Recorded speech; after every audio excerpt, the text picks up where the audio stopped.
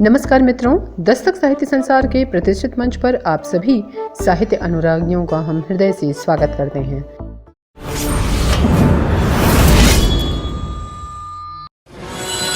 मैं लक्ष्मीबाई हूँ, झांसी की रानी। झांसी को अंग्रेजों के हाथों में नहीं जाने दूंगी। मित्रों, भारत की वीरांगना रानी लक्ष्मीबाई को कौन नहीं जानता है। सुभद्रा कुमारी चौहान के लिखी पंक्तियाँ कि खूब लड़ी मर्दानी वो तो झांसी वाली रानी थी, आज भी जन जन के जुबान पर कायम है। रानी लक्ष्मीबाई न केवल तत्कालीन समय में बल्कि आज भी महिलाओं और कन्याओं की प्रेरणा स्रोत हैं। आज महारानी लक्ष्मीबाई की पुण्यतिथि के अवसर पर आपके समक्ष उनसे जुड़ी कुछ अनकही अनसुलझी बातों को लेकर के आ रही हैं डॉक्टर रचना अग्रवाल जी। साहित्यकार डॉक्टर रचना अग्रवाल का जन्म वाराणसी में 21 जुलाई को हुआ। उच्च शिक्षित रचना जी अंग्रेजी और पत्रकारिता में परास्नातक तथा अमेरिकी साहित्य में शोध कार्य कर चुकी हैं। यह आकाशवाणी में उद्घोषिका भी रही हैं तथा पायनियर अंग्रेजी संस्करण और भारत दूत हिंदी संस्करण में सह संपादिका रही हैं। पिछले 15 वर्षों से डॉक्टर रचना अग्रवाल महिलाओं की शिक्षा, रोजगार एवं उनके सशक्तिकरण के कार्य में जुटी हैं। यह बेटी बचाओ बेटी पढ़ाओ विभाग में लगातार 6 वर्षों तक उत्तर प्रदेश की संयोजिका भी रही हैं। वर्तमान समय में यह भाजपा वाराणसी महानगर की कोषाध्यक्ष, जहाज रानी मंत्रालय भारत सरकार में उसके अंतर्गत सागर डेवलपमेंट कंपनी की निदेशिका हैं। इनके लेख, कहानियाँ, कविताएं आदि लगातार पत्र पत्रिकाओं में प्रकाशित होते रहते हैं। इन्हें सर्वश्रेष्ठ कवयित्री पुरस्कार वाराणसी उत्तर प्रदेश से भी प्राप्त है। तो आइए आज डॉक्टर रचना अग्रवाल से सुनते हैं भारतीय वीरांगना रानी लक्ष्मीबाई पर यह वक्तव्य। नमस्कार। भारत भूमि रत्न गर्भा है। यहाँ समय समय पर अनेक वीरांगनाओं ने और वीर पुरुषों ने जन्म लिया, जिन्होंने देश के लिए अपने जीवन का बलिदान किया। सैकड़ों वर्षों तक हिंदू राजाओं को एक ओर जहां विदेशी आक्रांताओं से लड़ना पड़ा, वहीं उन्हें अपने पड़ोसी राजाओं से मिल रही चुनौती का सामना भी करना पड़ा। मध्यकाल में और ब्रिटिश शासन के दौरान कई राजाओं और रानियों को भी बलिदान देना पड़ा था। ऐसे कई मौके आए जब राज्य की बागडोर रानियों को संभालनी पड़ी और वे हंसते हंसते देश पर अपनी जान न्यौछावर कर गई। 1857 की क्रांति में महारानी लक्ष्मीबाई, रानी गायदिल्यू, रानी द्रौपदी, महारानी तपस्विनी के अलावा गोरखपुर के निकट तुलसीपुर की रानी ईश्वर कुमारी, अनूपनगर के राजा प्रताप चंडी सिंह की पत्नी चौहान रानी, मध्य प्रदेश के रामगढ़ रियासत की रानी अवंतिका बाई लोधी, सिकंदरबाग की वीरांगना ऊदा देवी, नाना साहेब पेशवा की पुत्री मैना, झांसी की महिला फौज की एक सैनिक वीरांगना झलकारी देवी, महारानी लक्ष्मीबाई की प्रिय सहेली तथा प्रमुख सलाहकारों में से एक सुंदर, दमोह के ठाकुर किशोर सिंह की रानी हिंडोरिया, जालौन राज्य की रानी तेजबाई, दक्षिण भारत के कर्नाटक के कित्तूर की रानी चेन्नम्मा, बुंदेलखंड क्षेत्र के जयपुर के राजा परीक्षित की रानी, अवध के नवाब वाजिद अली शाह की बेगम हजरत महल, ये ऐसे तमाम इस देश की वीरांगनाएं हैं जिन्होंने कभी मुगलों से लड़ते हुए, कभी ब्रिटिश शासन से लड़ते हुए अपनी जान इस देश के लिए न्यौछावर की। इन्हीं में से एक नाम जो आज भी भारत की नारियों के लिए एक उदाहरण है, वो थी झांसी की रानी लक्ष्मीबाई, जिनका जन्म वाराणसी में 19 नवंबर 1835 में हुआ था। बचपन में उनका नाम मणिकर्णिका था। सब उनको प्यार से मनु कहकर बुलाते थे।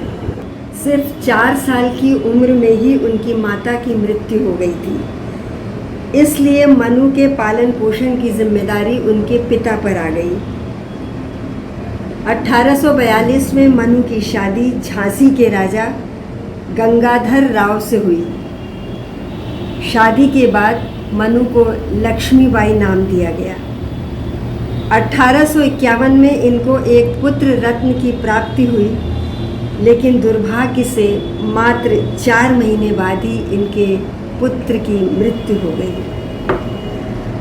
उधर उनके पति का स्वास्थ्य बिगड़ गया तो सब ने उत्तराधिकारी के रूप में एक पुत्र को गोद लेने की सलाह दी। इसके बाद दामोदर राव को गोद लिया गया।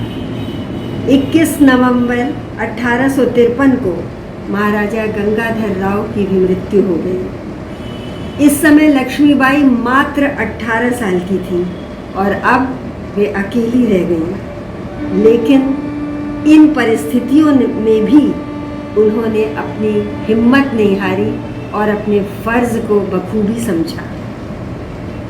जब दामोदर राव को गोद लिया गया उस समय यहाँ अंग्रेज़ों का राज्य था। ब्रिटिश सरकार ने बालक दामोदर को झांसी का उत्तराधिकारी मानने से इनकार कर दिया और वे झांसी को ब्रितानी राज्य में मिलाने का षड्यंत्र रचने लगे। उस वक्त भारत में डलहौजी नामक वाइसरॉय ब्रिटेनी सरकार का नुमाइंदा था।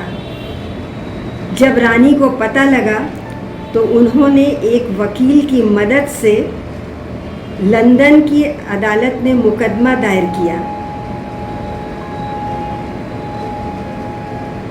लेकिन ब्रितानियों ने रानी की याचिका को खारिज कर दिया। मार्च 1854 में ब्रिटिश सरकार ने रानी को महल छोड़ने का आदेश दिया, लेकिन रानी ने निश्चय किया कि वे झांसी नहीं छोड़ेंगी। उन्होंने प्रण लिया कि वे झांसी को आज़ाद कराकर ही दम लेंगी। ब्रिटिश सरकार ने उनके हर प्रयास को विफल करने का भरपूर प्रयास किया।